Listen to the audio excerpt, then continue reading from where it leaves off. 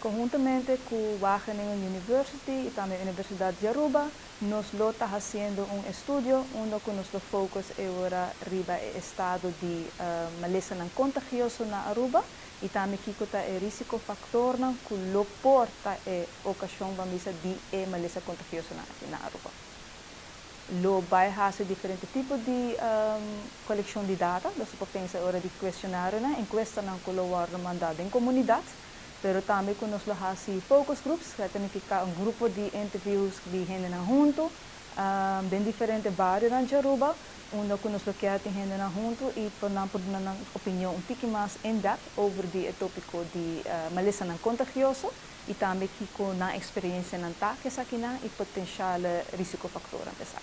Muy importante, sorte de investigación aquí para motivo que datos epidemiológico y poblacional lo por mirar con el riesgo de cierta maleza infeccioso transmisible.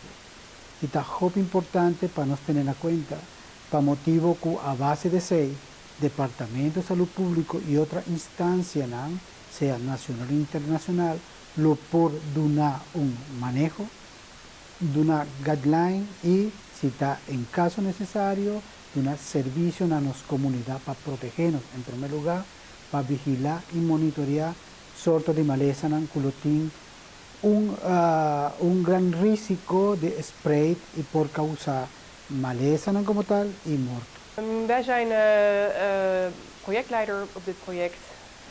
Ik ben zelf werk ik al heel veel jaren met infectieziekten, met name de tropische infectieziektes. En op een gegeven moment is ZonMW een financierder vanuit Nederland met een pandemische paraatheid, call for proposal zoals dat heet, aangekomen om de problemen van infectieziektes op de Cariben in de kaart te zetten. Dit vond ik een heel goed idee. Ik heb een aantal connecties had ik al in de Cariben. En wat ik daarna heb begrepen van mijn connecties, dat er echt gewoon een probleem is. Dat er op dit moment nog niet genoeg kennisschap is om echt goed te weten wat voor infectieziekten nu in de gemeenschappen een risico vormen.